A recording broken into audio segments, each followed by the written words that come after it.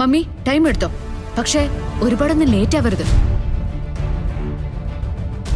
വാശി കാണിക്കുന്നുണ്ടെങ്കിലും എനിക്ക് നവീനെ പിരിഞ്ഞങ്ങനെയൊന്നും ഇരിക്കാൻ പറ്റില്ല.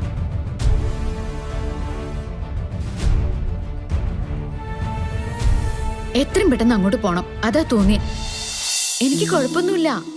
ഇതൊക്കെ പറയും, എന്നിട്ട് പോയി തളർന്ന് കിടക്കുന്നത് കാണുമ്പോ ചങ്ക് കത്തും മനുഷ്യന്റെ. ശരി, ഒരു കാര്യം ചെയ്യാം. ഇനിയിപ്പോ കുറച്ച് ക്ഷീണം തോന്നിയാലും ഞാൻ തളർന്ന് കിടക്കുന്നില്ല, പോരെ?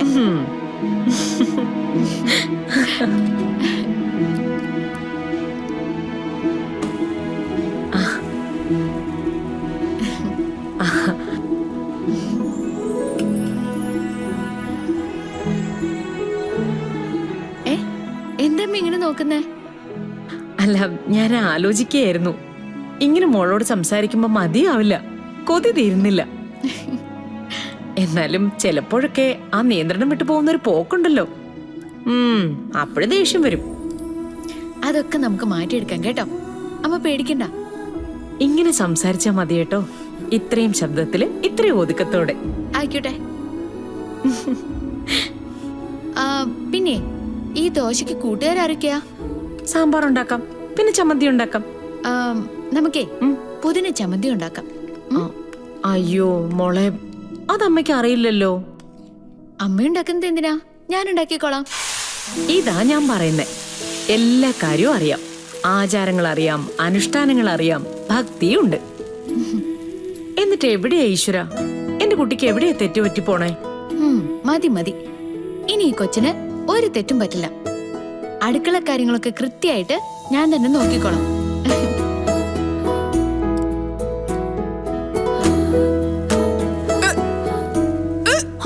അയ്യോ, എന്തു പറ്റി മോളെ? എന്താന്നറിയില്ല, പെട്ടെന്ന് എന്തോ ഒരു... ഇതാ ഞാൻ പറഞ്ഞത്, അസുഖം പൂർണ്ണമായിട്ട് മാറാതെ ഇപ്പൊ വന്ന് അടുക്കള കയറേണ്ട വല്ല കാര്യം ഉണ്ടായിരുന്നോ? അയ്യോ അമ്മേ, അതൊന്നും അല്ല. മിണ്ടരുത്. ദേ, നീ ഇങ്ങോട്ട് വന്നേ, വാ, ഇവിടെ വന്നിരിക്കെ. അടങ്ങി ഒതുങ്ങി ദേ ഇരിക്കവിടെ. ബാക്കി ജോലിയൊക്കെ ഞാൻ ചെയ്തോളാം. പറഞ്ഞാ കേക്കാതെ രാവിലെ വന്ന് അടുക്കള കയറിക്കോളൂ.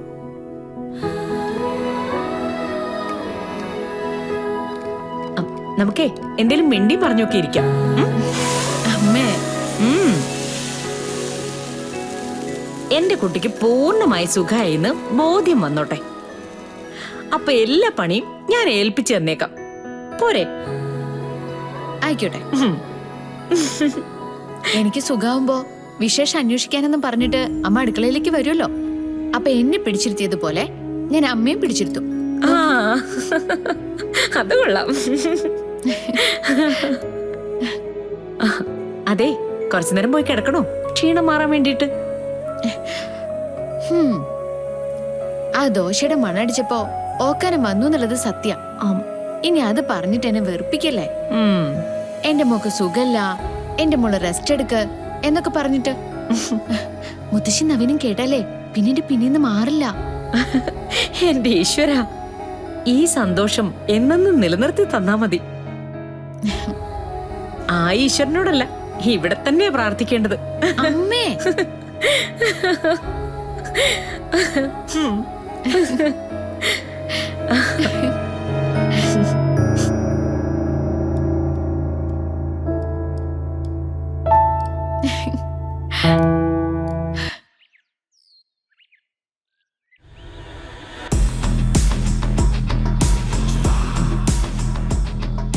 ചേച്ചി എനിക്കൊരു ചായ വേണം. Yes madam.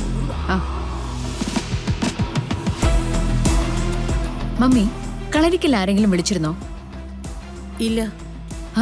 മമ്മി വിളിക്കണം, നവീനെ വിളിച്ച് സംസാരിക്കണം, ആ മുത്തശ്ശിയോട് സംസാരിക്കണം, അച്ഛനോടും അമ്മയോടും സംസാരിക്കണം. മോളെ, അതൊക്കെ കുറച്ച് കഴിഞ്ഞിട്ടാവാം. അയ്യോ, വൈകിയാലൊന്നും ശരിയാവില്ല മമ്മി. മമ്മി ഇപ്പൊ തന്നെ വിളിക്ക്. ഗാഥ, ആദ്യം നീ നിന്റെ ഈ നിർബന്ധ ബുദ്ധി ഒന്ന് അവസാനിപ്പിക്കേ. പെട്ടെന്ന് എടുത്തു ചാടി ഓരോന്ന് ചെയ്തു വെച്ചിട്ട് നീ എന്നെ കൂടി പ്രതിസന്ധിയിലാക്കുക. മമ്മിയോടല്ലാതെ വേറെ ആരോടാ ഞാനിതൊക്കെ പറയാ? എന്നിട്ട് എല്ലാ കാര്യങ്ങളും നീ എന്നോട് പറഞ്ഞിട്ടാണോ ചെയ്യുന്നത്? മോളെ, നിനക്ക് വേണ്ടി ഞാനൊരു കാര്യം ചെയ്തു, അതുണ്ടാക്കിയ പ്രതിസന്ധി എന്നൊക്കെ നമ്മൾ കടന്നു കയറിയതാ. പക്ഷെ ഇപ്പോഴും പുതിയ പുതിയ പ്രശ്നങ്ങൾ നീയായിട്ട് ഉണ്ടാക്കി വെക്കുക.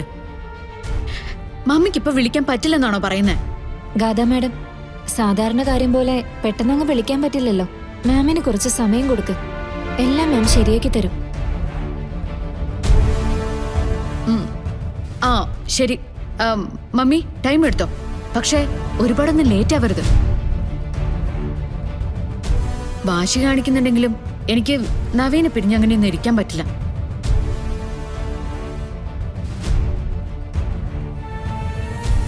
എത്രയും പെട്ടെന്ന് അങ്ങോട്ട് പോണം, അതാ തോന്നിയ.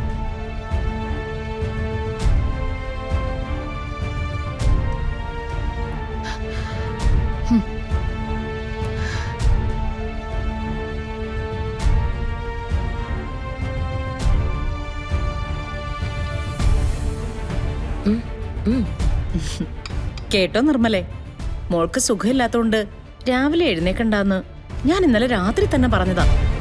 ഓ, പക്ഷെ ഞാൻ എഴുന്നേറ്റ് അടുക്കളയിലേക്ക് വരുമ്പോ ആള് ദേ അവിടെ നിൽക്കുന്നു, ദോശയും ചുട്ടോണ്ട്.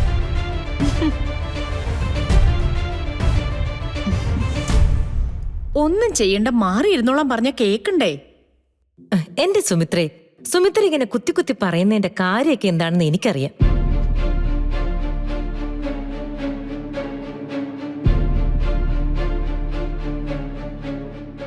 ഞാനും എന്റെ മോളും രാവിലെ എഴുന്നേക്കുന്നില്ല, അടുക്കളയിലേക്ക് വരുന്നില്ല, ജോലിയൊന്നും ചെയ്യുന്നില്ല.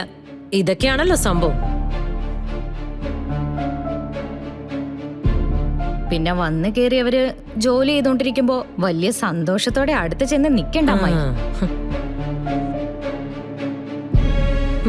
ചെലപ്പോ ദോശക്കല്ലെടുത്ത് തലയ്ക്ക് തല്ലിയെന്ന് വരും. ആ, മുത്തശ്ശിയുടെ കാര്യമൊക്കെ നമ്മൾ കണ്ടതാണല്ലോ. ഒന്ന് മിണ്ടാതിരിക്കുക കീർത്തി.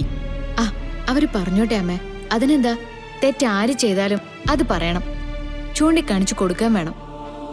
തിരുത്താൻ പറ്റുന്നതാണെങ്കിൽ തിരുത്താൻ പറയണം. എന്റെ പൊന്നു, സംസാരം കേട്ട ഇത്ര നേരം മുന്നേ ദൈവസന്നിധിയിൽ നിന്ന് ഇറങ്ങി വന്നതാണെന്ന് തോന്നുമല്ലോ. എന്തൊരച്ചടക്കം. അതെ, അച്ചടക്കം ഉണ്ടായിക്കൂടാന്ന് നിർബന്ധമുണ്ടോ? എന്തായാലും 2 ഗാഥമാരുണ്ടെന്ന് പറഞ്ഞാണല്ലോ നിങ്ങൾ ബഹളം ഉണ്ടാക്കുന്നത്.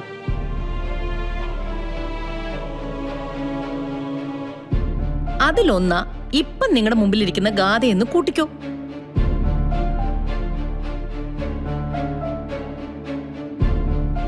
അതിപ്പോ അമ്മായി പറഞ്ഞു തരേണ്ട കാര്യമൊന്നുമില്ല, ഞങ്ങൾക്കറിയാം.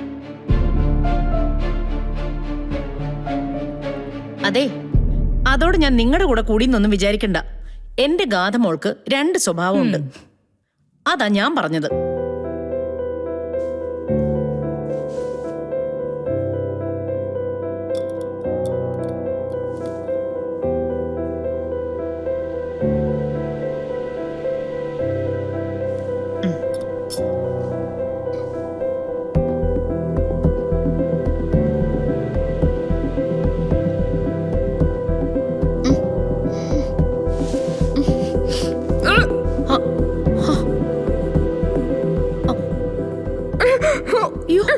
മോളെ